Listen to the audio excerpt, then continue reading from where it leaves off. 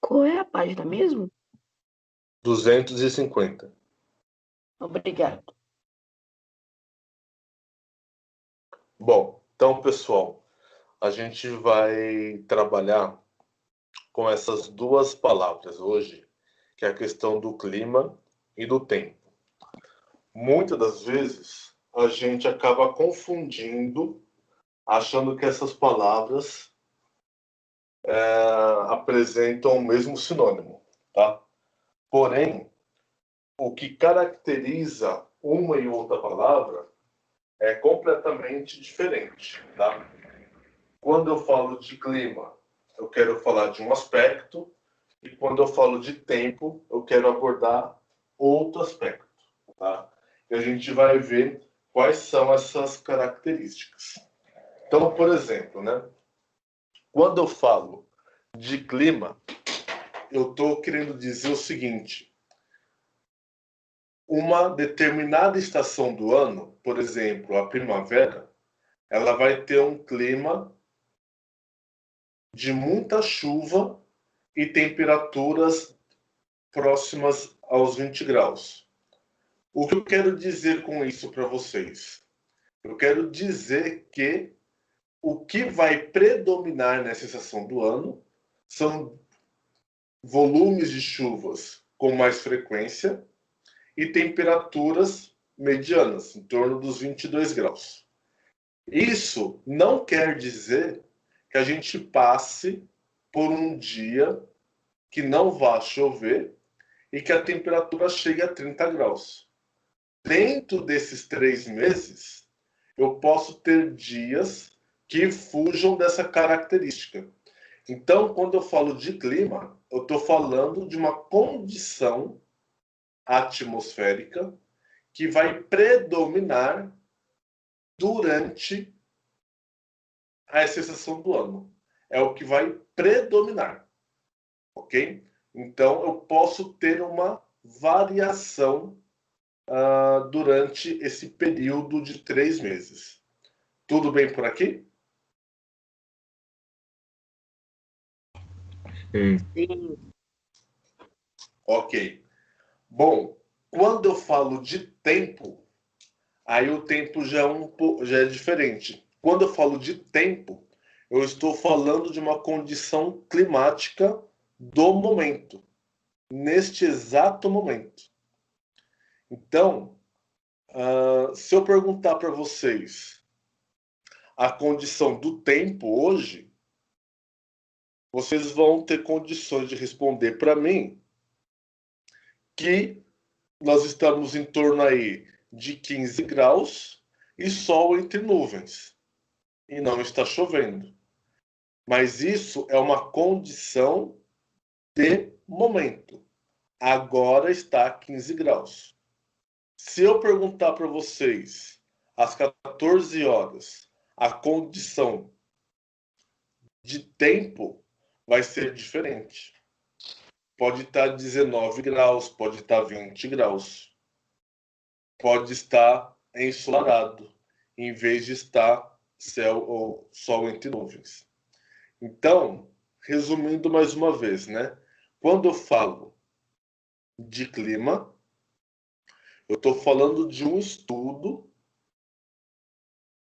de uma condição climática que vai prevalecer durante um determinado período, ou dentro de uma estação do ano especificamente, ou durante o ano inteiro. Mas a gente usa essa condição climática, de clima, para analisar cada estação do ano. Então, mais uma vez, clima, ele vai falar para você o que vai predominar durante um determinado período. Então de janeiro a março eu vou ter um predomínio de condições climáticas de muita chuva e de muito calor. Isso não quer dizer que 2, 3 dias durante esses 3 meses eu tenha uma condição de clima diferente desta que vai predominar. Então, clima é o que predomina durante determinado período.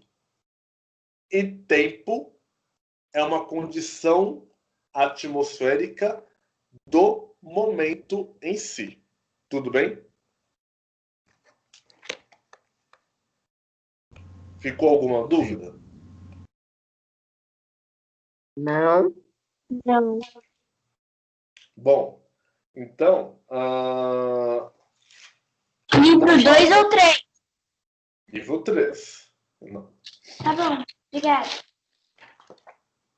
Na página 252, ele vai falar o seguinte: atmosfera terrestre e o tempo atmosférico.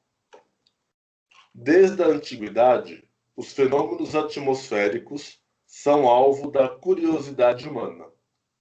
O que se sabia sobre eles era o fruto apenas de observação. Tempestades, furacões, raios, entre outros fenômenos eram muitas vezes atribuídos à vontade dos deuses. Para os antigos egípcios, por exemplo, Ra, o deus do sol, era a principal divindade religiosa em razão da importância para este povo da luz e do calor solar. Hoje, com os avanços tecnológicos e o uso de novos equipamentos de investigação da atmosfera, como balões meteorológicos, aviões de monitoramento e satélite, a meteorologia tem alcançado maior precisão nos estudos das condições atmosféricas. Quem pode ler a atmosfera terrestre, por favor?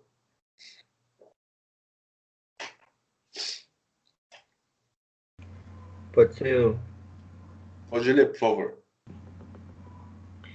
Para compreender as características climáticas de nosso planeta, é necessário conhecer a atmosfera terrestre.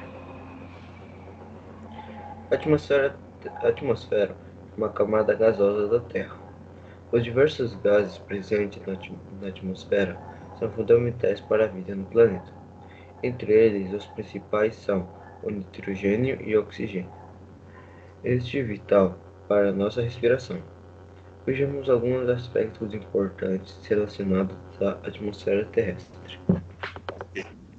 Na página 253, pessoal, ele vai falar sobre as camadas da atmosfera.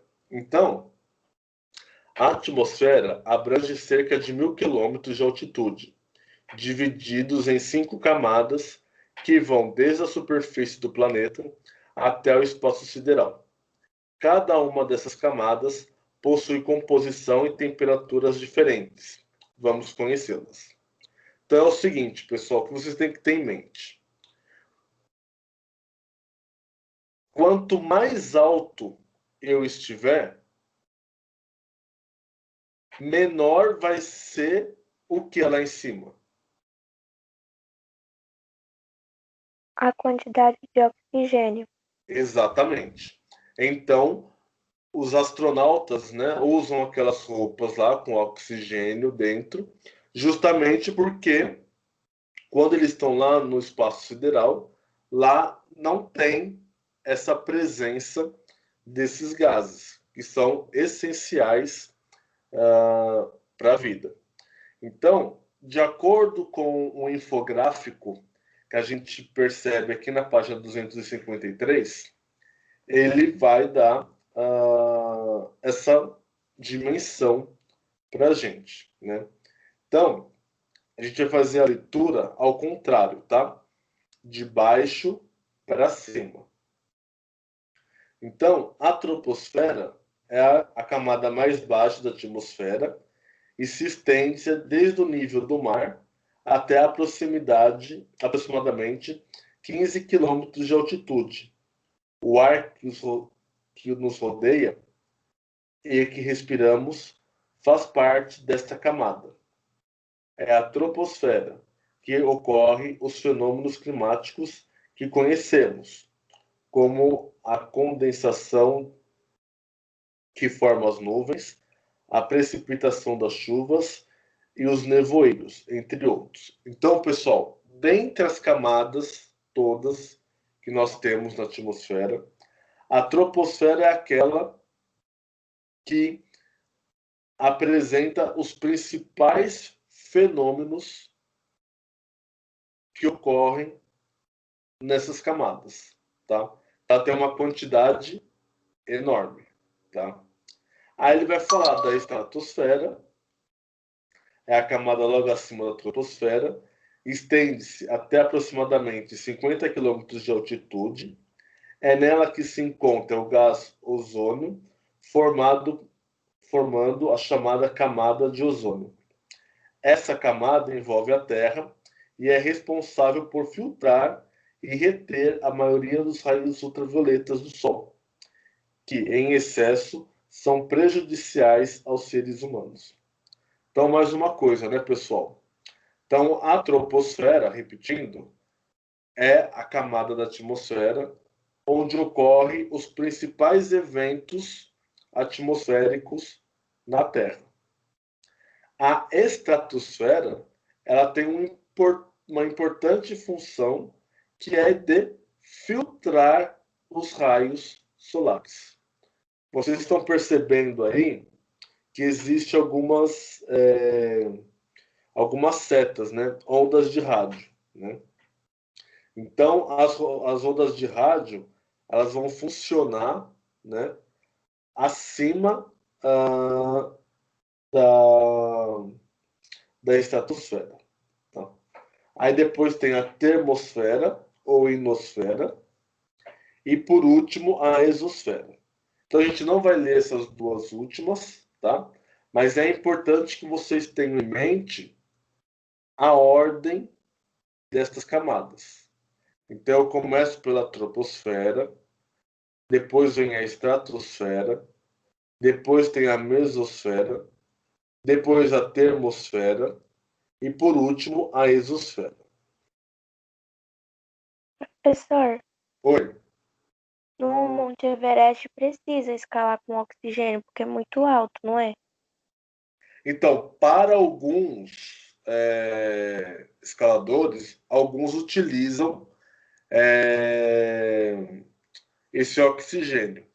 Mas o que ocorre muitas das vezes, ao contrário dos astronautas, é que eles levam esse oxigênio em compartimentos separados, não atrelado ao corpo deles, tá? Então eles usam o oxigênio, levam o oxigênio, mas não na forma como os astronautas, tudo bem? Sim. Então, tá.